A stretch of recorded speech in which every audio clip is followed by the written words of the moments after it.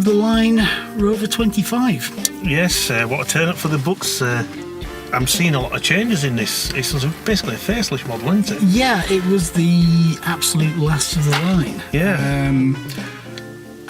You've got all the usual Rover 25 stuff, but they've given you new soft touch buttons.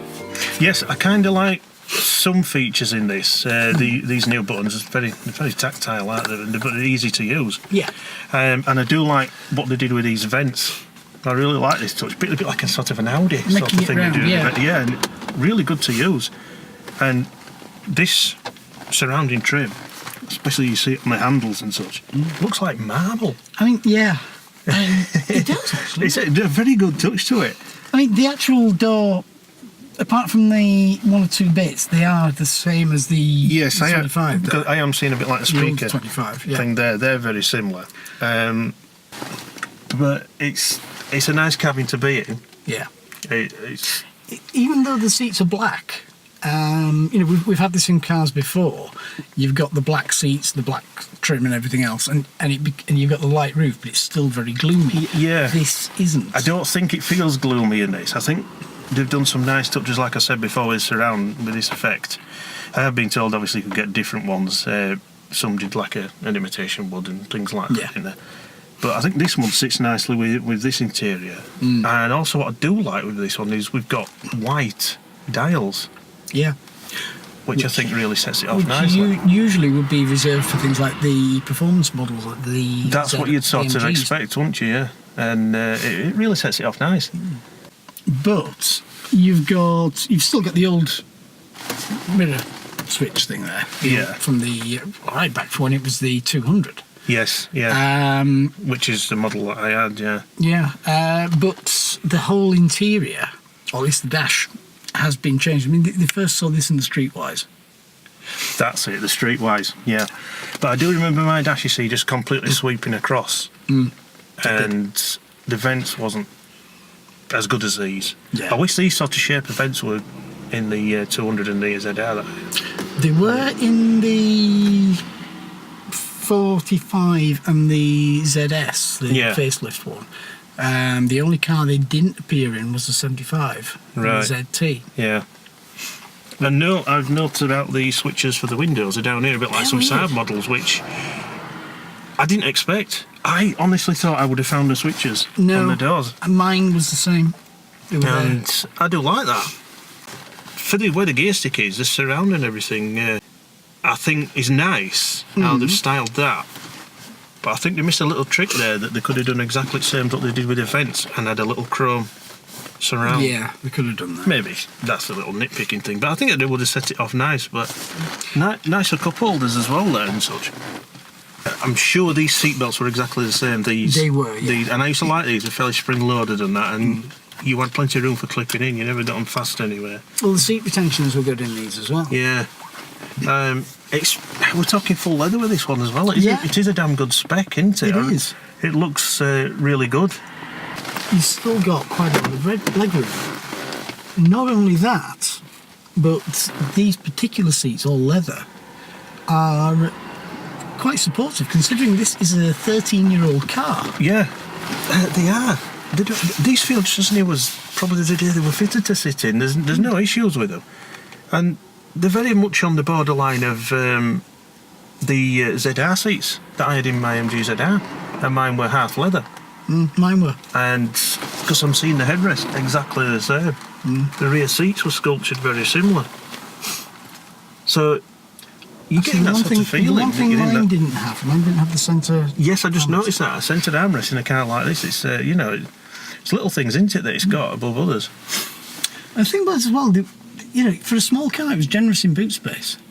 Yes. The only reason mine was ever compromised in boot space was I had an LPG tank in the spare wheel. Yes, right. So the spare wheel was sat in the boot. But even then, it didn't compromise the boot space. In fact, I'd probably say this isn't far off what you have in the EcoSport. I think the EcoSport really is let down its boot space. It really is. It's not about boot space in that, which is a shame, but that's how it goes. But yeah, considering its size, it's an incredibly practical car. It is.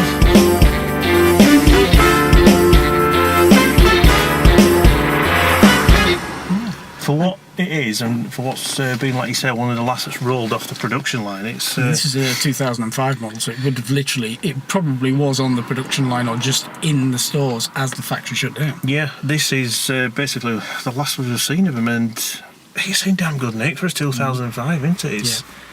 It's still going strong. I think the lads informed us it's about 60,000 miles on clock, and it revs beautifully, this car. Just as I've been sat in it while I was doing some driving up and down in it, it revs lovely. It's 1.4 engine. 1.4 engine. Yeah. I mean, the K series was always a free revving engine. It was, yeah. And yeah, okay, the K series has its issues, but they weren't. They were gradually ironed out, and they weren't as bad as they were when certainly when the K series first came out and was put into the Freelander. Yes, I used to like the K series that you got in the ZR. It was a lovely revving engine. I do remember with mine, I had my 3 dials like this, but then I also had some smaller buttons for things that was little. I didn't have this array of things like that. No, you didn't. You had the buttons just below, and on mine you had the LPG right there. Right, yeah. And my stereo was up here. Yeah. Because you had more like a square. I can't remember if it was a square or like an oval, but they were much smaller vents. But these are bordering along the lines of like what I'd always call like an Audi vent. Very similar to like the Audi TT style, where you've got this circular thing and a chrome, and they're all adjustable like that. Really good touch, them. Do you know the one thing that strikes me with this interior over the previous one? Bear in mind we're in exactly the same car as the 25 and the ZRs. Yeah. And it actually feels slightly bigger. Yeah. I mean, this is a 5-door, isn't it? And I know my Rover 200 and my ZR were both 3 doors. But you are getting that feeling of a slight more room to it, aren't you? Even though it's exactly the same car. Yeah. I think it's because just the way it's styled. Yes, I think because of what they've done with the dash as well, and the way they've laid everything out like this, it is giving you more of a open feel, isn't it? Yeah.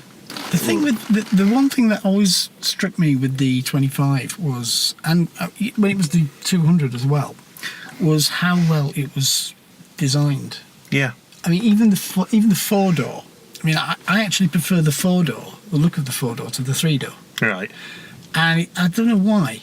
The only thing I can think is it's just the way that the back door follows the line.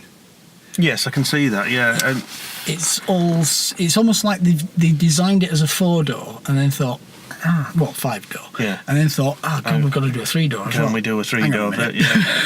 It's just. I mean, I must admit, I did like the fact of owning my 3-door with the back windows. They had them pillar hinges where you could fold them out. Yeah. And I did like that.